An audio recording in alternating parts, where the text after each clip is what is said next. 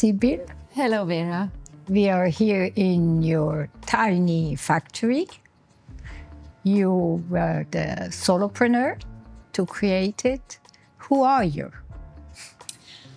As the founder of this granola factory, manufactory, I am mainly busy making sure that production, distribution, and the further development runs smoothly every day.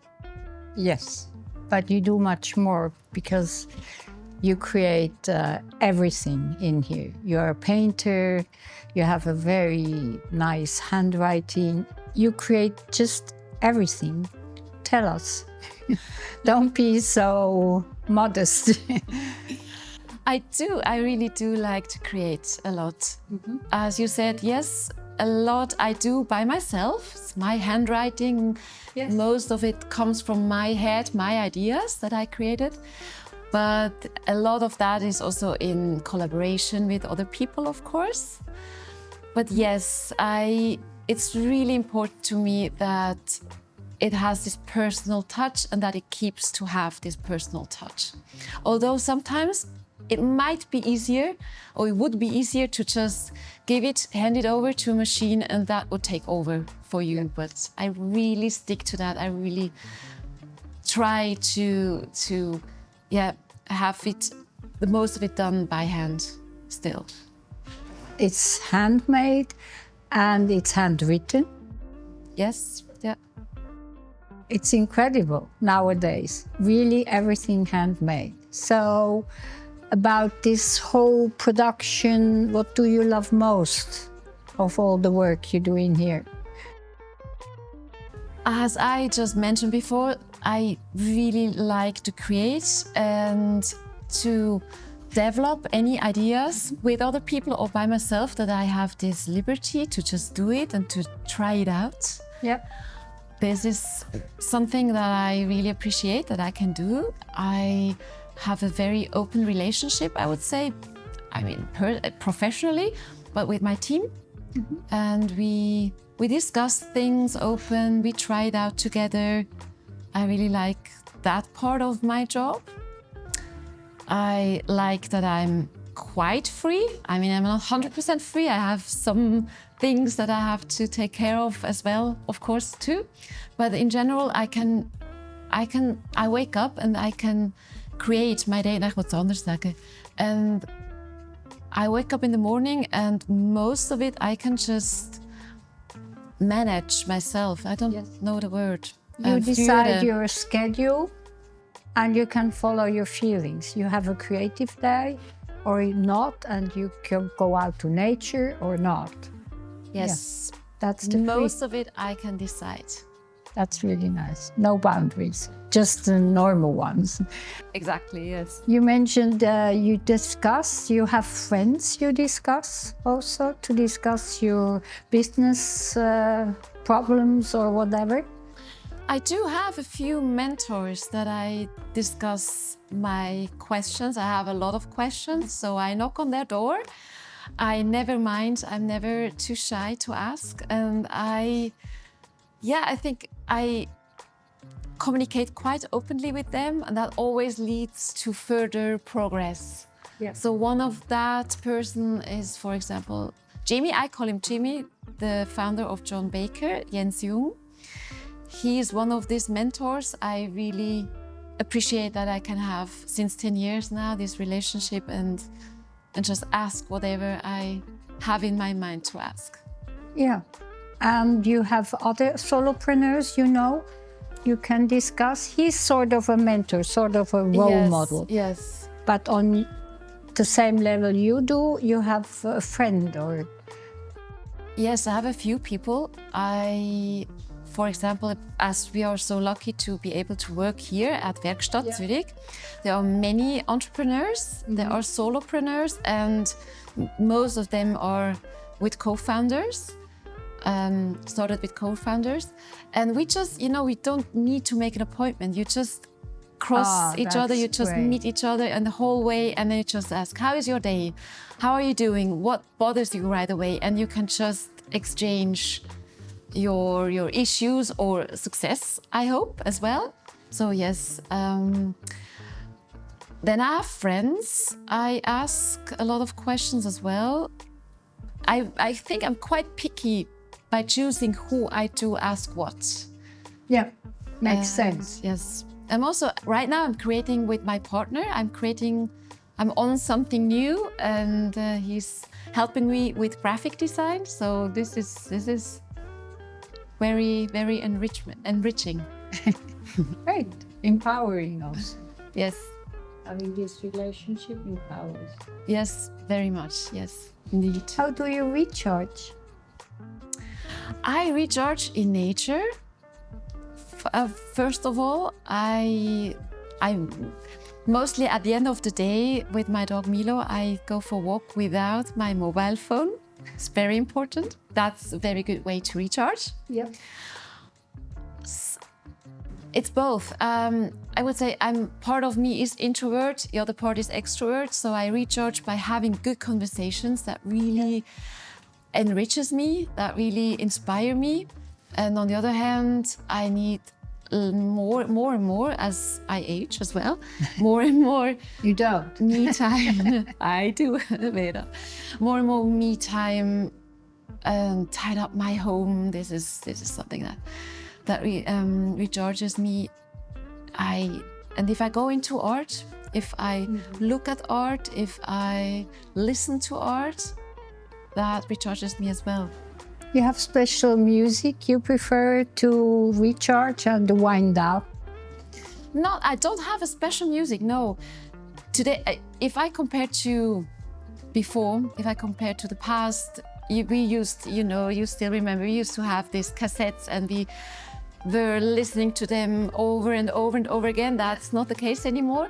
As when I'm somewhere in a coffee shop, I hear a sound, I Shazam it, and then I listen to that, and then you have the option, to just make a radio list out of it.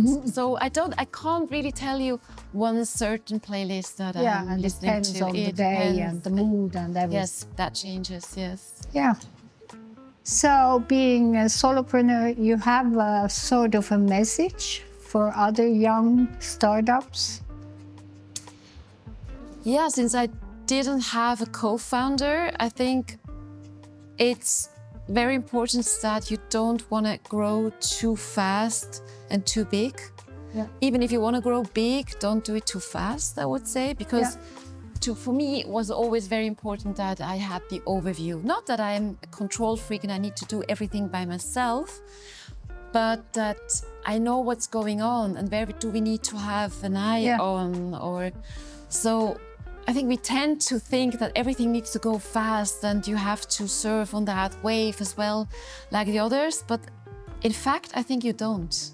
You can even say, the next half of a year, I just focus on this topic, and you don't need to do everything around as well. You don't need to optimize your website, at the same time have the best relationship to your team, and at the same time launch a new product. So really one after the other, step by step. Step by step. And now you have a new project, which is obviously secret. But where do you see yourselves, say 5 years, 10 years? That is a good question. I never made a business plan. Never sat down and wrote down the exact goal that I had. I don't want to say that I never have any vision, but in 5 years, I mean that we would still exist would be already great. That I have this full-time job and just be able to focus on my own company and hire people the same way, in the same size that I do it now. I hope that we're still able to deliver the same standard of quality that we have now. And to be honest with you, I would love to hand over more and more so I can focus more on strategy and marketing, creativity. Right now, I'm still very involved into all the daily business Daily tasks. operation. Yes, daily operation, exactly. Oh. It distracts you from the further goals. Oh yes, so much. We just discussed before we recorded all the administrational stuff and this other technical stuff. I really don't want to deal with that anymore. But at this level where I'm right now, I still need to do it yourself. do it myself. But that yes. would be the further step. Yes. Just delegation. Yes. And concentration on creativity, I would say. Yeah. You paint. I do paint. Yeah. If I have time, which is little, but then I paint, yes. Which is sad that you have to say, when I have time. Yeah. That would be the goal, to have time for sure. Mm-hmm. To do your creativity. It's always so sad, personalities like you, that it's sort of lost, but I think it's only on hold. You start again. I hope so. That's a very good point. Thank you for reminding me. Yeah, right. There are a few things that I think it would be great to be able to focus on again. Yeah. Right. Because all the poor people like me, the common daily life people who are not talented, then I think you are not allowed to let it be. You have sort of an obligation to stick to your talents. That's my opinion. That's without pressure.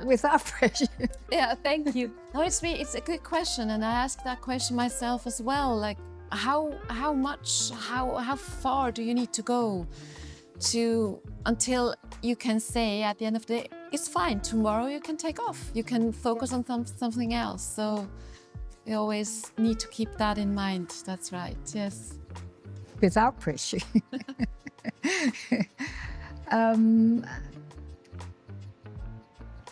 What do you enjoy most in life? Not only in here, but what's your really joy giver? Well, next of the joy of creation and the contribution of my team, I already mentioned Milo in the forest. Okay, we did the drawing thing. I think we need to skip that, Vera. Didn't I mention everything already? No, I didn't. Oh.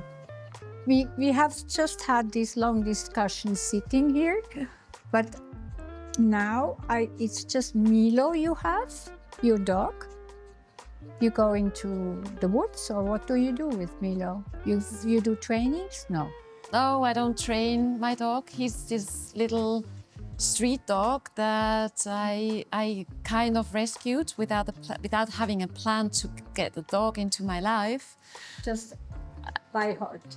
Just by heart. I must say there, at that point I was very naive. I just saw him and somehow I had like 4 weeks to think about it, and then I needed to decide if I take him into my life or not, whether I take him into my life or not. And I did decide to do it without any knowledge about how to treat a dog that comes from the street. And your first dog? My first dog ever in my life. And I had no experience with dogs anyway. Not even friends of mine really had dogs, I would say. And he came into my life, was very anxious, very, very shy, and I think I spoiled him a little bit, which helped, but now maybe a training from time to time wouldn't hurt both of us. But he's just a sweet dog, and 3 times a day, I try to manage that we go out 3 times a day, and at least for one long walk. And I always try to not take my mobile with me, so I can really switch off and just enjoy him, nature, and just being here. Ah, great. So you saved his life and he changed your life. Yeah, he did. But in a good way. Indeed, he did, in a good way, yes. Sometimes it's the whole organization part, because obviously I can't bring him into the bakery. Yeah. So I always need to find the way where to put him and who is taking care of him during that time. Mm-hmm. But it's manageable. We all have to manage a lot of things anyway, yeah. And rescue dogs are difficult. obviously. You know that. So. I know that. I was also very naive, Yeah. underestimated everything, and yeah, you have to organize. But it's a real great job. You saved a life. Yes. Yeah. Yeah. I think so. Yes. Yeah. If you could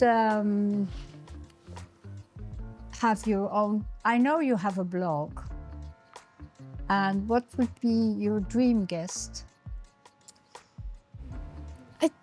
It's very spontaneous how I decide who I'm going to ask. It's about timing, yes. I don't have this list of people I think at someday at some point I'm going to reach out for them. It's really who I meet, and it's always a very spontaneous thing. And right now, because it just suits very well, I meet Hannah, the founder of Söder, a soap company. She's also in here. She also works at the Werkstatt, that is in the same building, exactly. They produce soap and further cosmetic products. I also go many times with her for walks, with her and my dog, and with hers and my dog. And yeah, people who fascinate me in general, for some reason, this is something I love to do. This is something what's also one of the best things about my job, exactly, that takes time as well, that I can meet them, that I can show my view of this person to the World Wide Web, which is in my case just a tiny community. But yes, I really like to take pictures of them like you, Vera, and portray them and ask them questions. And that's what we do at the moment. Exactly, in a smaller way. Exactly, yes. It doesn't matter, just do it. That's right, yes. Yeah. And it's so nice. Talking about questions and blog, is there a question you think everybody should be asked once in their life?